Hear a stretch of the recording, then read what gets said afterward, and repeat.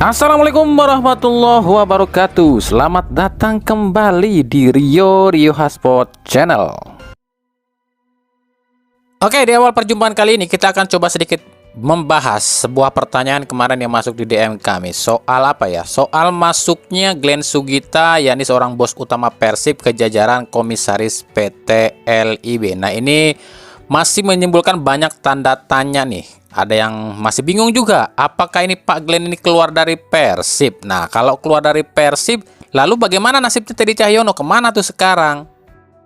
Untuk soal Pak Glenn yang masuk ke jajaran komisaris PT LIB atau PT Liga sekarang namanya, untuk anak-anak zaman sekarang mungkin wajar, masih bingung karena mungkin baru ini ya mereka mempelajari atau mengikuti sepak bola Indonesia. Tapi bagi yang sudah lama mengamati Liga Indonesia, khususnya mengamati Persib, udah nggak bingung sih, udah nggak heran lagi sebenarnya, karena ya mereka udah tahu Pak Glenn ini bukan pertama kali loh menduduki atau mengisi di PSSI atau di PT Liga ya. 2015 usai PSSI dicabut bannetnya oleh FIFA, Glenn Sugita ini pernah menjabat sebagai salah seorang komisaris PT LIB. Bahkan dirinya sempat ditunjuk menjadi direktur PT GTS alias Gelora Trisula Semesta yang membentuk sebuah gelaran turnamen bernama Torabika Soccer Championship atau yang kita kenal dengan nama ISC 2016. Kala itu Glenn Sugita bersama beberapa petinggi-petinggi tanah air dan juga petinggi sepak bola Indonesia dan pebisnis Indonesia seperti Erick Thohir dan Ratu Tisa menggelar turnamen ini demi mengisi kekosongan liga yang dibekukan oleh FIFA selama 1 tahun. Dan mereka inilah yang menggagas atau pencetus ide dengan hadirnya yang namanya Liga 1 yang berubah nama dari Liga Indonesia menjadi Liga 1 yang bertahan hingga 2024 kemarin.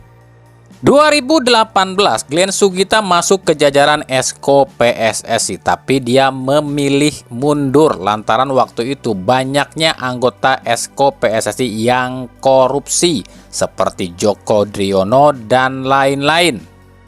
Usai dari situ, Glenn Sugita ini cuma banyaknya bekerja di balik layar dan masih menjabat sebagai Dewan Penasehat PSSI hingga saat ini.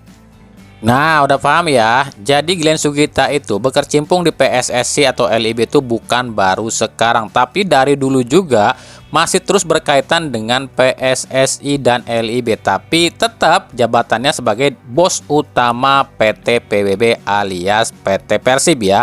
Jadi ya dia ini pernah jadi Esko PSSI ya, jadi komisaris LIB pun iya, tapi nggak pernah namanya keluar dari Persib. Ya kali keluar dari Persib pun siapa yang ngejalanin? Ya mungkin orang-orang zaman sekarang bingungnya waktu Teddy Cahyono ke PT LIB itu kan katanya keluar dari Persib, keluar jabatannya aja loh ya. Tapi tetap saja si Teddy Cahyono masih berkecimpung di Persib kok. Nah, ini banyak yang nanya, lalu kemana nih Teddy Cahyono usai nggak lagi jadi komisaris PT LIB? Dalam catatan kami, Teddy Cahyono itu saat ini masih tercatat sebagai salah satu pemilik saham PT PBB Persib. Teddy Cahyono pun masih tercatat sebagai salah seorang anggota PT Liga dan juga masih jadi salah seorang anggota Esko PSSI sampai sekarang. Tugas Teddy Cahyono saat ini adalah bagian pengelolaan sumber daya alias SDM atau mungkin lebih mengembangkan ya sumber daya dari talenta-talenta lokal anak-anak Indonesia bersama mungkin tim Liga Putrinya kali ya. Dia ini bekerja samanya dengan Ratu Tisa kalau nggak salah di Grassroots. Lalu ini benar nggak nih Pak Teddy ini katanya merapat ke Dewa United atau Borneo FC? Waduh, ini pertanyaan yang gimana ya?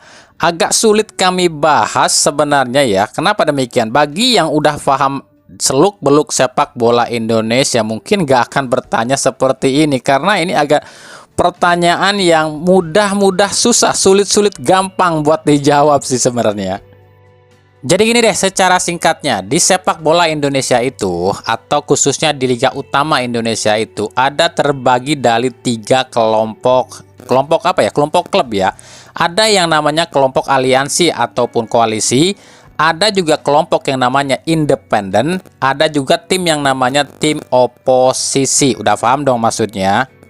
Nah, tim-tim yang disebut tim koalisi ataupun tim aliansi ini adalah tim-tim yang biasanya dia pro atau mungkin sejalan dengan federasi atau PSSI. Ini kalau nggak salah di liga kemarin ya, musim liga kemarin Liga 1 itu ada 9 tim deh yang termasuk dalam tim koalisi ataupun timnya aliansi ya. Mungkin nanti kita jelasin tim mana aja, mungkin ada Persija, Persib, Borneo, Dewa, terus juga ada apa ya, lain-lain, ada 9 deh kalau nggak salah.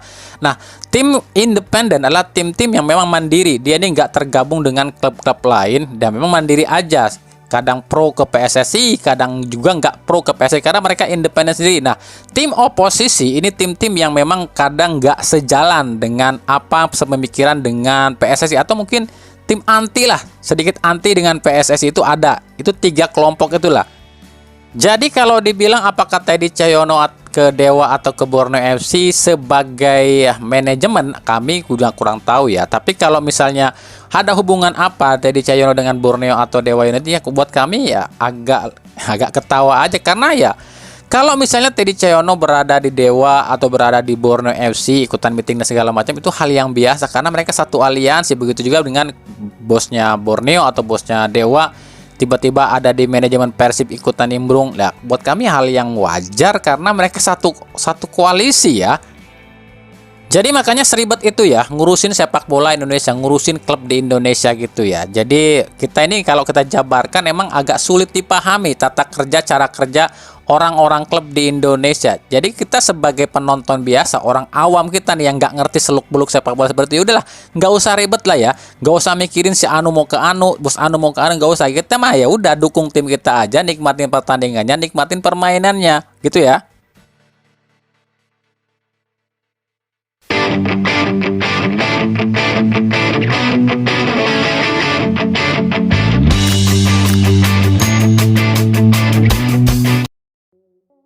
Lanjut kita ke berita klub dari PSIM Jogja. PSIM meresmikan pemain asing ke-8-nya, yakni Ezekiel Vidal, ex pemain Persita Tangerang yang musim lalu main di Liga India bersama klub Punjab FC. Tampil 22 kali, cetak 7 gol dan 3 assist.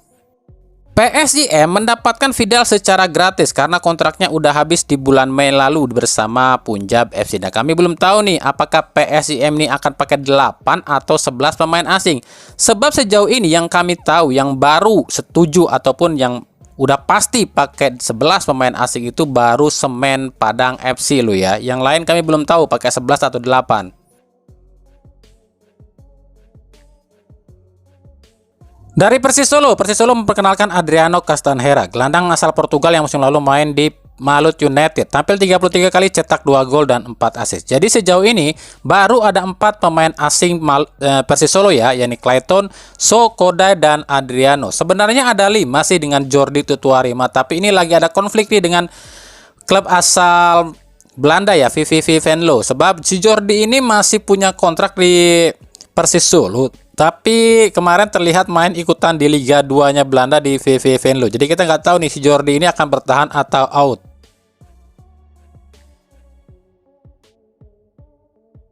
Bagaimana dengan Persib? Ini agak aneh sih buat kami. Di press conference usai laga lawan Dewa United, Boyan Hodak bilang cuma butuh 1 lagi pemain asing. Nah ini ya, dengarkan dari ucapan dari Boyan Hodak. I don't know yet.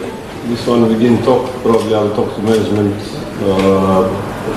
Maybe 1 to 3 days. Maybe we'll need only 1. We'll see. Depends how the things will go. Still we have time to find and register new players. But I don't think that we will use all 11 players. But we have 8 foreign players. I think that at the moment is enough. Maybe we'll need 1 more. But this one we will decide next few days. Dan di sini dia pun bilang nggak tahu dikasih apa nggak sama manajemennya. Nah buat kami ini aneh. Kenapa aneh? Yang pertama, AFC itu regulasinya adalah 11 pemain asing lu ya. Meskipun kita nggak tahu boleh kurang dari 11 apa enggak. Yang kedua, Persib itu menjalani 2 kompetisi.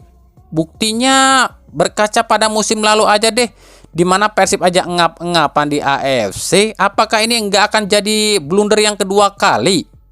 Yang ketiga, 8 pemain asing Persib sekarang itu baru semua loh ya. Tentu saja membentuk karakter dan chemistry akan butuh waktu yang cukup lama. Terbukti di Piala Presiden aja kemarin Persib mencret. Apa jadinya kalau Persib nggak punya stok pemain asing yang lain? Yang keempat, ini yang paling aneh buat kami. PT Liga alias I-League ini kan kemarin baru aja meresmikan 11 pemain asing untuk Liga Utama alias Super League. Dan salah satu komisaris baru PT Liga adalah Glenn Sugita, bos utama Persib Bandung. Apa nantinya nggak jadi kontroversi? Lagi mana sih mereka yang nyuruhin kita pakai 11 asing? Dianya sendiri nggak pakai 11 asing. Apa nggak nantinya tercoreng nama PT Liga ya? Meskipun kita nggak tahu apakah Glenn Sugita setuju atau enggak kemarin nih 11 pemain asing di Liga Utama. Yang kelima, kami pun bingung dengan Boyan Hodak. Apakah dia ini terlalu pede dengan skuad yang ada sekarang? Ataukah Hodak ini terlalu jumawa dengan kehebatannya sebagai pelatih? Atau Hodak ini udah mulai pasrah nih dengan Persib? Ya udahlah ya, udah 2 kali juara ini. Musim ini nggak juara juga nggak apa-apa. Apa gitu? Entahlah, kami pun nggak tahu. Buat yang masih penasaran, silahkan tanya aja sama akun-akun yang katanya lebih dekat dengan pihak Persib. Kalau kami yang jelasin, takutnya kalian nggak percaya. Ya udah, silahkan tanya aja sama akun-akun yang katanya saya mah lebih deket tuh dengan pihak Persib. Ya udah, tanya aja deh. Kalau kami mah cuma ngikutin aja.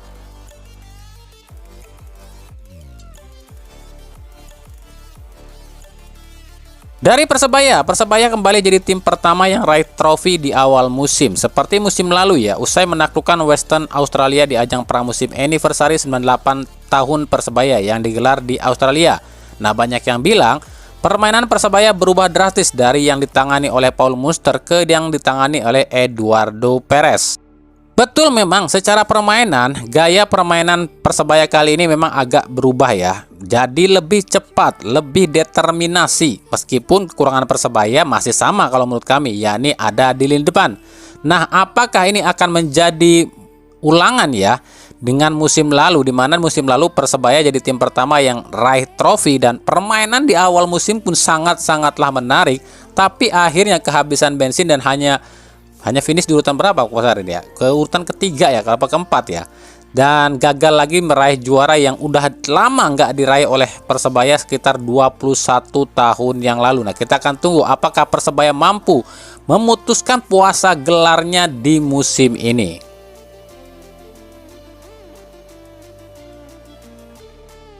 Dari Persik Kediri memperkenalkan pemain asing ketujuhnya, yakni Lukau alias Lucas Gama Moreira, yang juga mantan pemain PSIS dan Barito Putra. Musim lalu main di Liga 2 Brazil, tampil 12 kali tapi tanpa gol dan assist. Jadi sejauh ini udah ada Leo, Lukau, Kiko, Rohit, Telmo, Pedro Matos, dan Sylvain Atieda. Dari Persija Jakarta akhirnya memperkenalkan Fabio da Silva, gelandang asal Brazil yang sudah kami bikinkan profilnya. Nah, dengan masuknya Fabio berarti udah ada Carlos Eduardo, Van Basten, Fabio Silva, Matsumura, dan Gustavo Almeida. Sebagai info aja nih ya, kami belum tahu pakai 8 atau 11 pemain asing. Tapi kalau ngelihat target utama juara musim ini dan banyaknya rumor yang masuk ke Persija mungkin akan tetap pakai 11 pemain asing. Karena info yang kami dapat, beberapa klub yang ajukan diri sebagai juara musim ini, Persija itu ada di urutan kedua sebagai tim yang paling ngotot untuk jadi juara musim ini. Nah, info yang kami dapat, inilah tim-tim yang ajukan diri jadi juara musim ini. Nomor 1 itu ada Dewa United, penyusul ada Persija Jakarta, Persib Bandung, Persebaya, Malut, dan Bayangkara FC. Ini urutan 1-6 tim yang paling ngotot ajukan diri jadi juara musim ini. Nah, kita nggak tahu ini akan terjadi atau enggak. Tahu dong maksudnya itu ya siapa yang paling gede duitnya.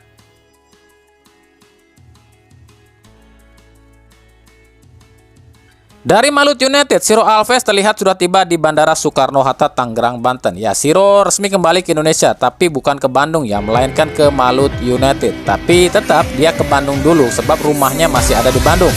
Nanti dari Bandung barulah dia terbang ke Maluku.